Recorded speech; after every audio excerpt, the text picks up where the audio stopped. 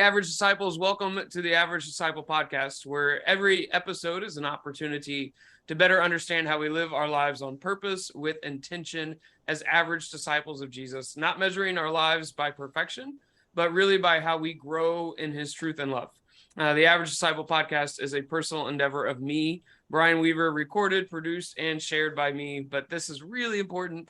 It grows through you, average disciples, sharing the podcast with whomever you see fit, your family, your friends, your communities, the random stranger you meet in the grocery store, wherever you think the hope that we talk about on this podcast can be shared. Please don't ever hesitate to pass that along.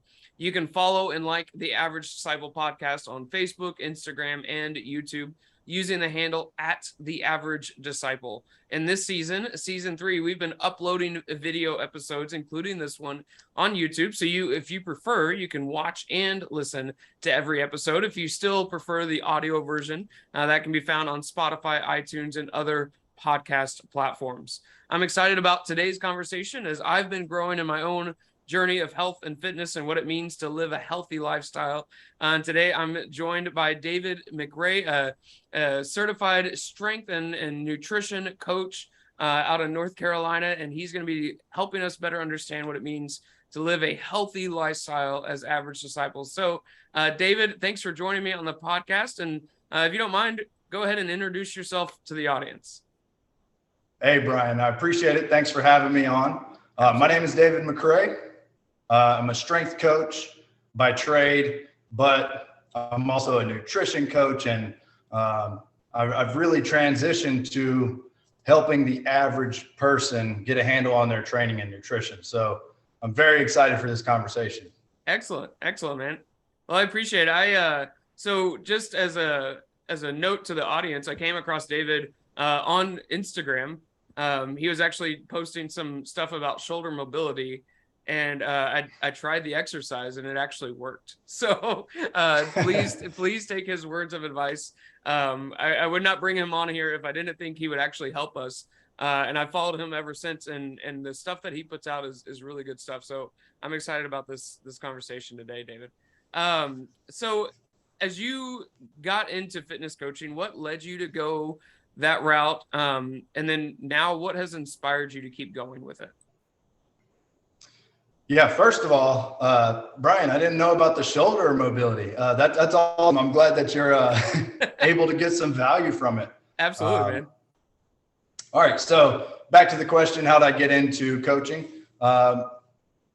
Really, I got into it, like I said, my background is strength coach. So in college, I wanted to be a collegiate strength coach. I wanted to work with top athletes, maybe even go into the NFL and work with those guys. That was the big overarching dream.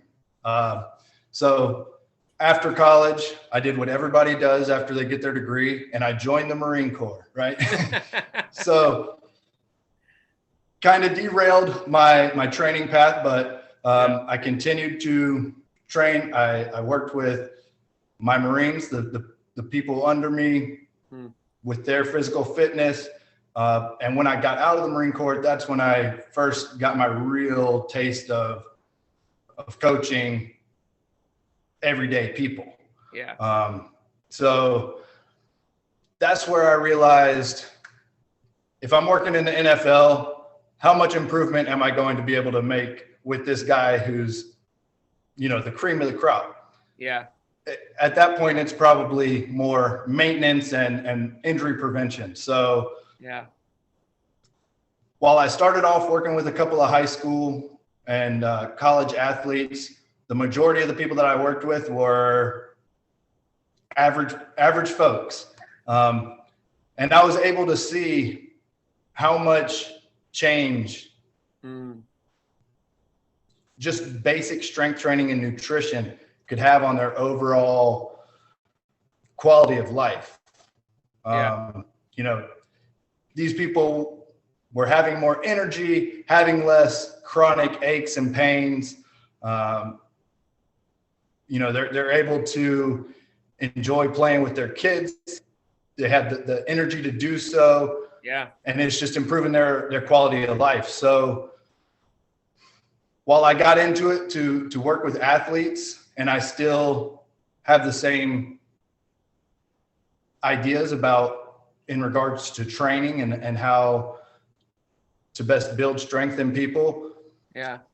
Now I'm seeing how much of a bigger impact I can have by working with everyday folks who work behind a desk and have kids and families. Yeah.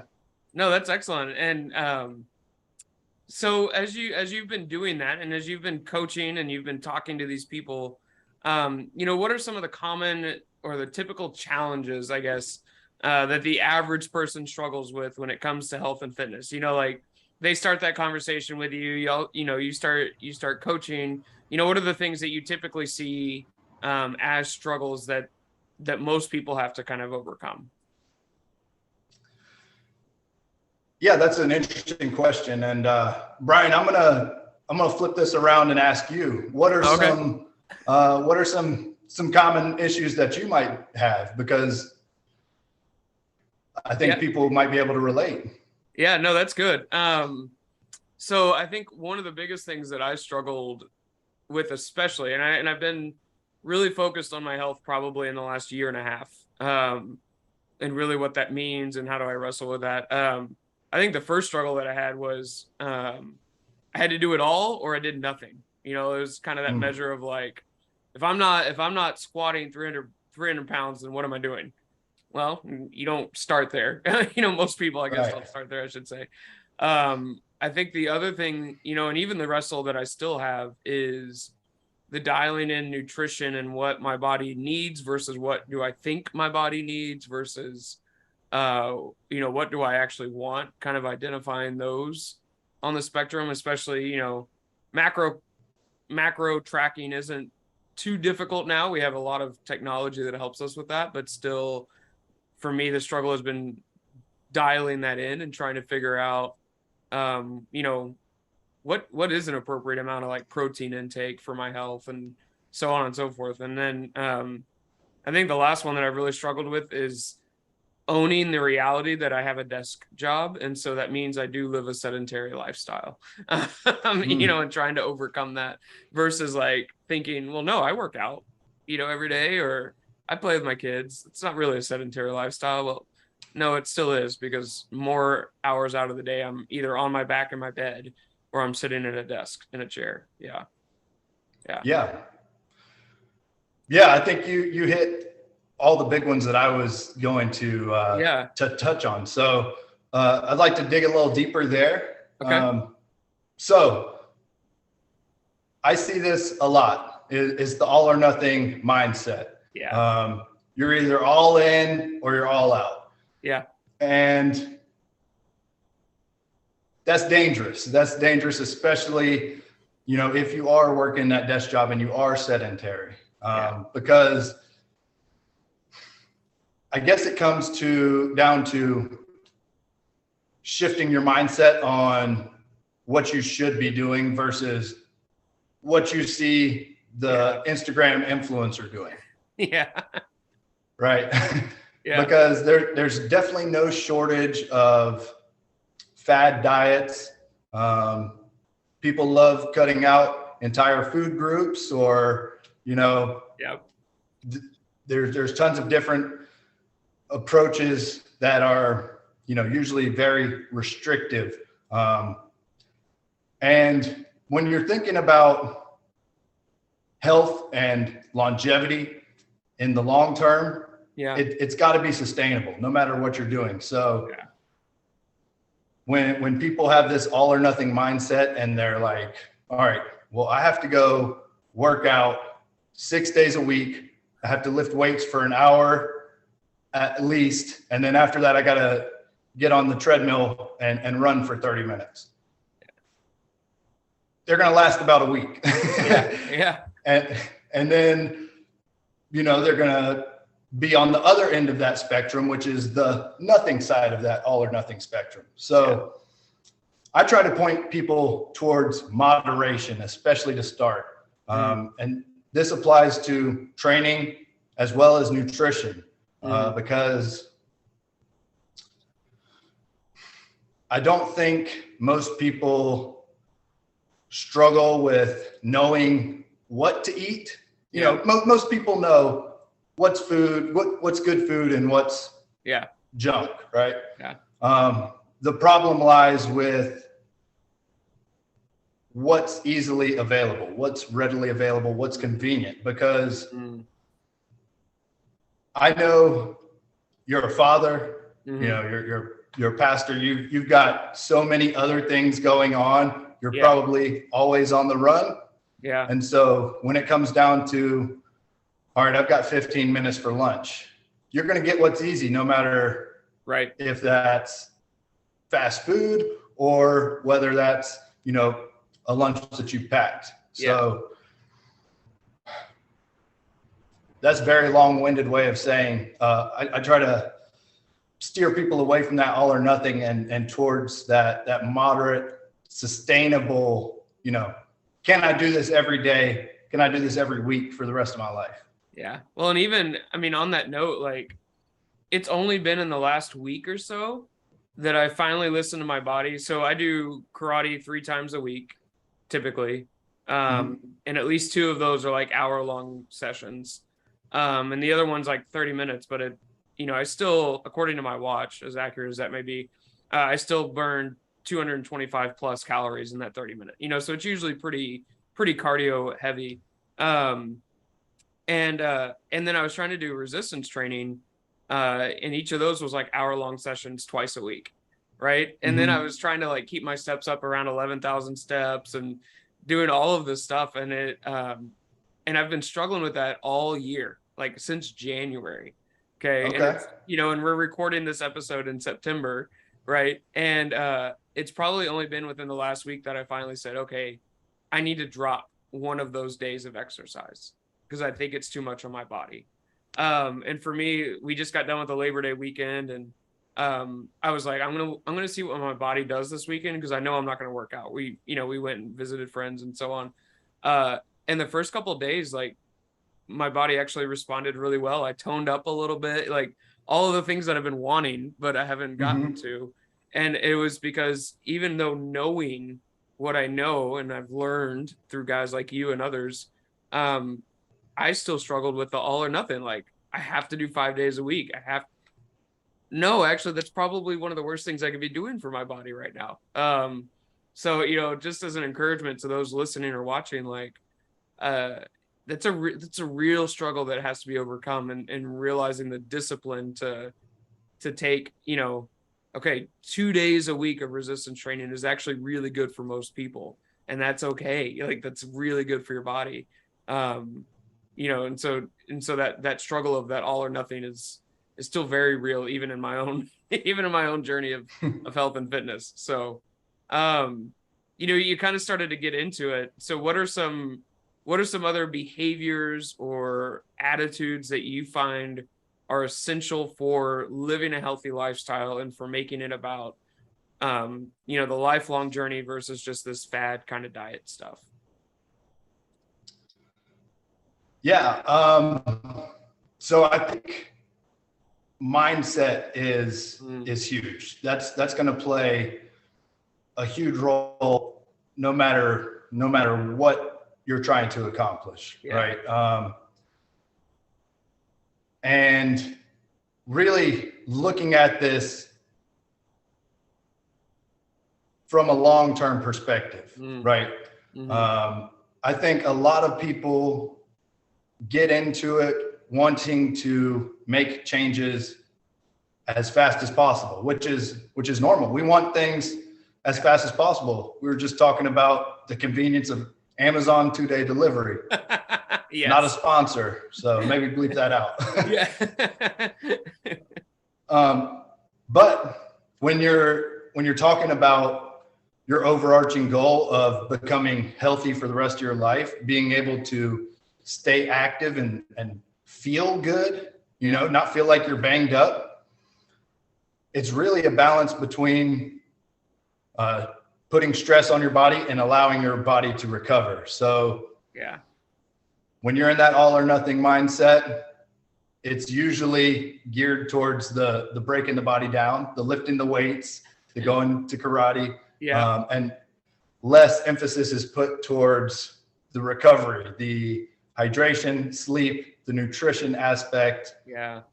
But yeah, having that mindset in check throughout the process is essential. A lot of people tend to get hyper focused on what's going on right now. So if you're weighing yourself once a week, just to kind of see what the trends are, if you're trying to lose weight, and you've been steadily losing weight for the past month, you're encouraged, you want to push harder.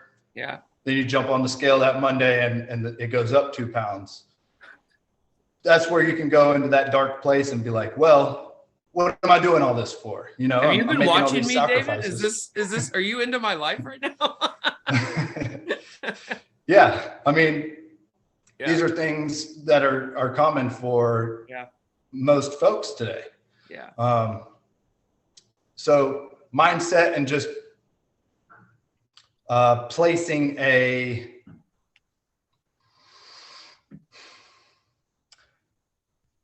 placing some realistic standards or goals that you want to accomplish. So you hit on it, strength training 2 days a week. That's one of the best things you can do to improve longevity and overall health. Yeah.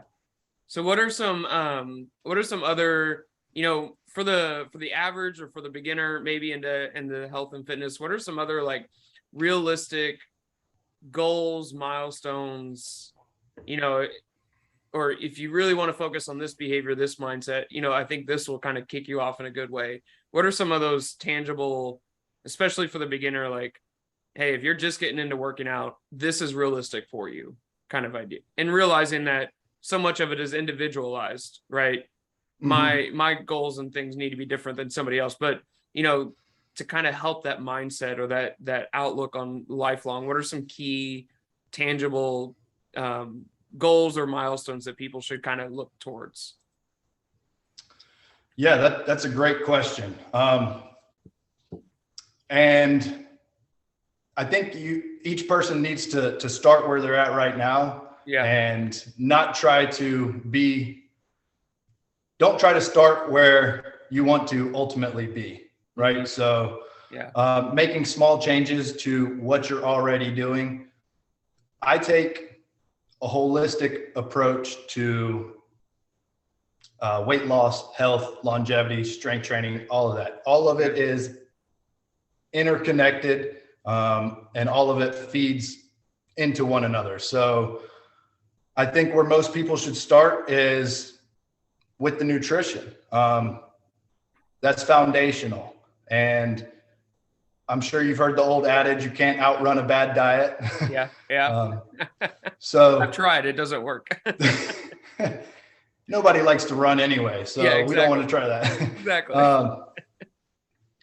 So just by focusing on nutrition, I think a good goal for most folks to shoot for is an 80-20 rule. So what I'm talking about there is 80% of the foods that you eat are real. They're not highly processed. They're real foods. If your grandparents would recognize them as food, it's typically pretty good for you to eat, right? So we're looking for nutrient-dense foods, fruits, vegetables, lean meats, all of that stuff. And then the other 20% of that would be highly processed foods. A lot of the foods that we think of as convenience foods, prepackaged stuff, chips, sweets, all of that. So I think the average person is probably sitting closer to that 50-50 between real food and highly processed food. Yeah. Just by, you don't even have to focus on cutting out anything or restricting any of the foods that you deem to be bad or junk food, but just focus on adding in more whole foods will change the way you feel. It'll change the way that your you feel during your workouts. It'll change your energy levels, your sleep, everything. So that's where I would start with most people. For the training side of things, I am a big believer in strength training. I think it's the best thing that you can do to improve your longevity. You look at the elderly population, where a lot of them get into trouble is with falling. And that comes down to a balance issue, which is ultimately strength. Yeah. So by regularly training your strength, it's going to make your entire life easier, but it tackles the common issues that we see plaguing America: diabetes, hypertension, heart disease. All of this stuff is improved by strength training. So like you said, 2 times a week, full body is a great place to start. Yeah. Well, and I, for those listening or watching on like the real food thing, I never really believed that. My wife is very strong in real food stuff. And I remember very early in our marriage, we were up in Illinois is where we were serving at the time. I was on my internship, and, we filled our groceries. And then when we traveled home to visit family, we were visiting some of the family, and, we were not eating the same way that we were eating at our own house. Like, a lot of it was not natural foods, not organic. A lot of it was processed, or we were going out to eat.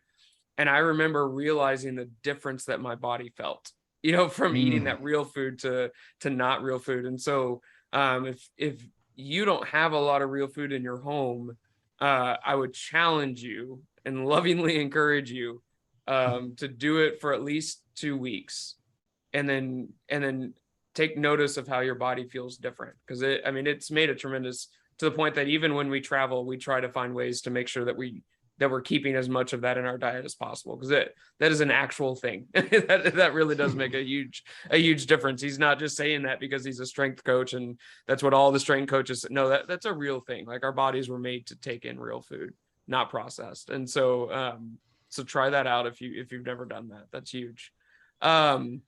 So then lastly, David, you are a strength and nutrition coach. So as much as you are willing, what would look a good beginner's kind of workout program look like? Again, that if you're watching, listening, please don't take this as actual fitness advice. If you want that advice, I'll share David's information. You can certainly get a hold of him.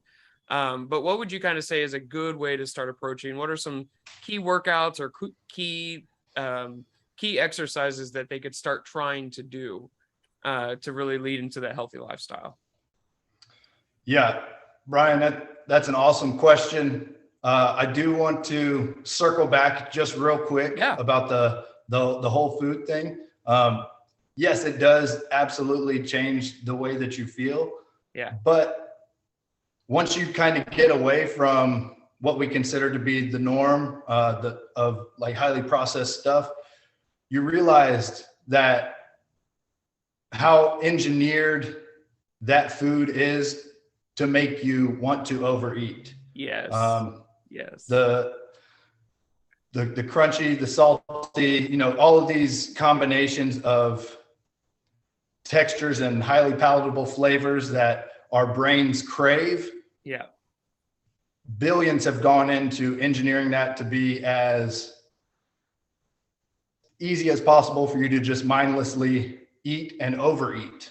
And once you start eating real foods, you realize how little food it takes to actually fill you up. Yeah. So I just wanted to circle back to that before I forgot. Yeah. Well, and on that note, like the weeks where I have like a lunch meeting every day, I struggle with it. When I get back to the office, I want a sweet, I want to, whatever it is, versus the weeks where maybe I have a lunch or maybe I have 2 lunches, but I bring my lunch the rest of the week where we've made it at home. It's our leftover, it's a completely different mindset in the afternoon. I don't feel the drops. I don't feel the cravings. It's kind of like you don't realize how sick you were until you're not sick anymore. you don't realize how much you had cravings because of the food you were eating until you don't have them anymore. And it becomes a different game. Yeah. Yeah, absolutely. That's a good point to make. Yeah. All right. So circling back to the beginner workout. Yeah. All right. So I think for most folks, what they're looking for, most people aren't like me. I enjoy being in the gym. I enjoy working out. Most people see it as a means to an end. So I get that.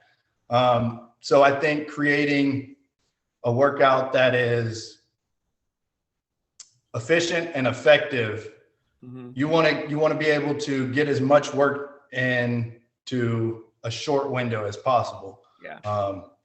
I think realistically for most people, they could fit 2 30-minute workouts in a week. And that could be plenty to start off with. So when I go about designing my training programs, I typically break it down by movement patterns. So there's really 5 basic human movement patterns that our bodies were all built to do. Yeah. And when we train each of these movement patterns individually, we're able to train the body in a way that's going to give it balance.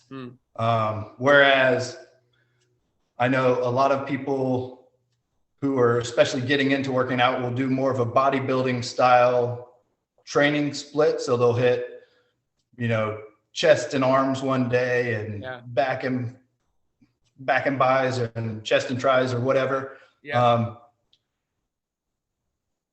Which is fine for some people, but for the average person, it's going to create more problems than good.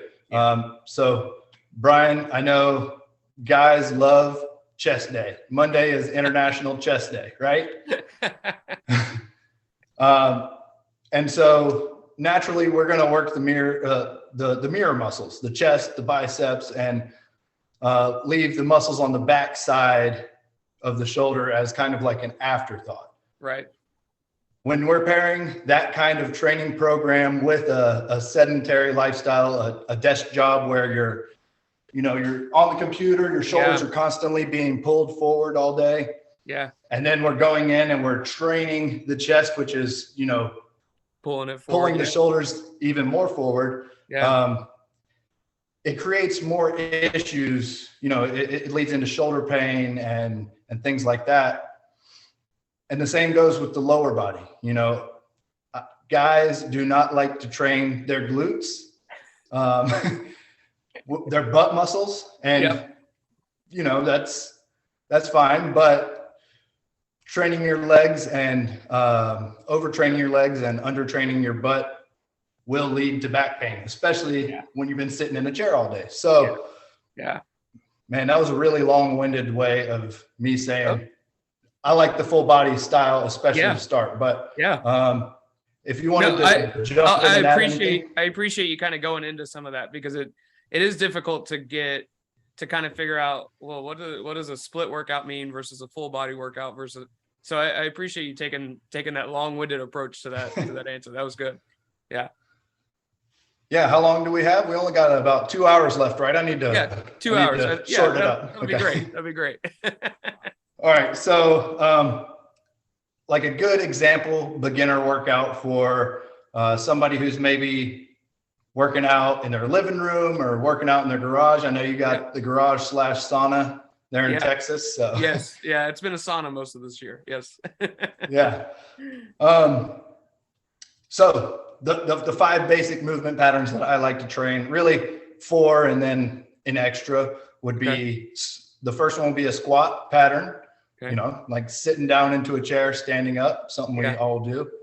2 would be a hinge pattern or like a deadlift type pattern where it's going to be more hips and less knee bend. So think about picking your kid up off the floor, picking up a bag of dog food, anything like that. That's going to be more of a hinge pattern.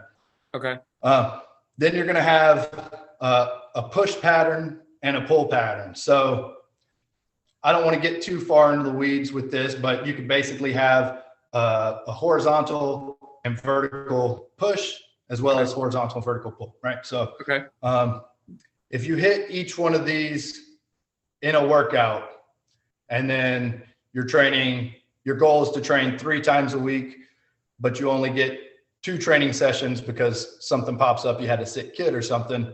Yeah. You're hitting every single muscle group in the body twice. Whereas if you're splitting it up, Monday's chest day, Wednesday is back, and then Friday is going to be my least favorite, legs. Guess which one's going to end up getting skipped? It's going to be the legs, and then it's going to lead to an imbalance again. So there's literally hundreds of variations for each of these movement patterns.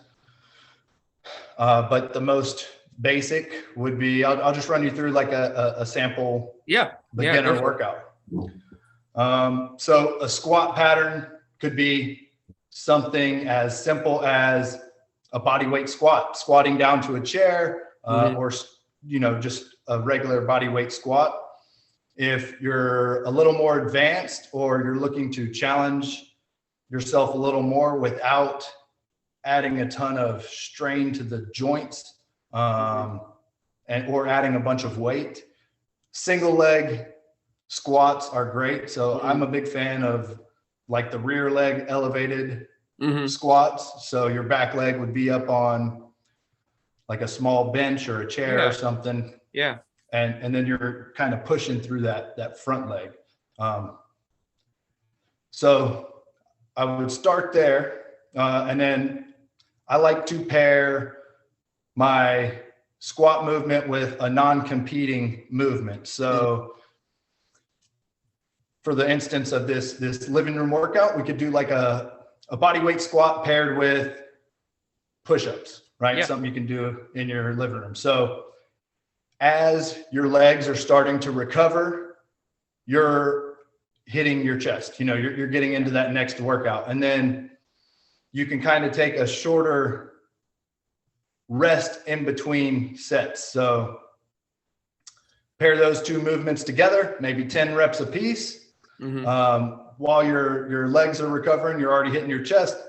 And then, you can rest for 60 to 90 seconds, jump into it again. So an easy way to do this without having to get too far into the weeds, plan too much, is to just set a timer for 5, 7, 10 minutes, whatever. And then knock out that first superset, we'll call it, right?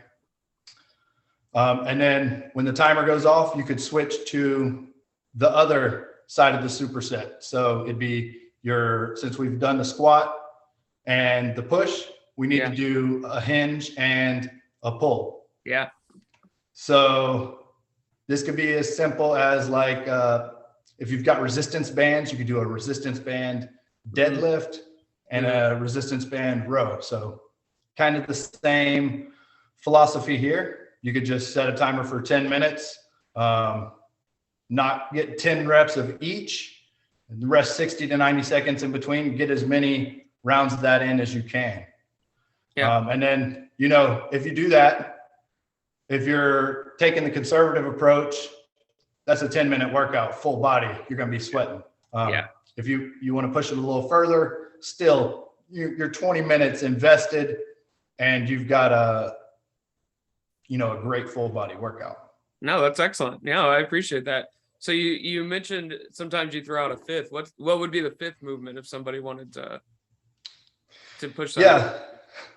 Sorry, I know I kind of skipped over that completely because I went for the training with as little equipment as possible. Yeah, but no, absolutely.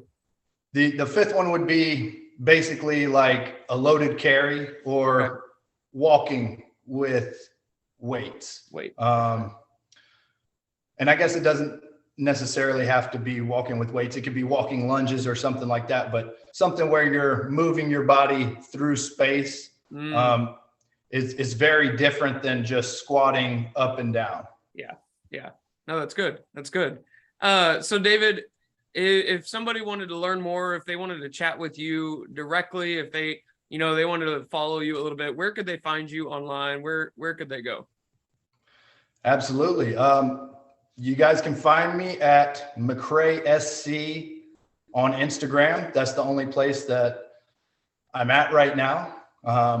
But if you're listening to this, please reach out. I'd love to hear from anybody, and I'll talk your ear off too about this if you're willing. So yeah, thanks for that. Excellent. Awesome. Well, folks, thanks for joining us for this episode of the Average Disciple podcast. Don't forget to like us on social media, Facebook, Instagram, or YouTube. You can search at The Average Disciple and you'll find my stuff. Information about David and his Instagram account and where you can find him will be shared in the episode description. So be sure to check that out. He is a wealth of knowledge, and his videos on Instagram have personally helped me as well. So don't hesitate to do that and to follow him. The Average Disciple podcast is a personal endeavor of me, Brian Weaver, recorded, produced, and shared by me, but it grows through you as average disciples, sharing that podcast with your friends, your family members, your communities, wherever you see fit to share it. Please don't ever hesitate to do so. And lastly, life is measured not by the perfect moments, but by the ones that you grow through the most.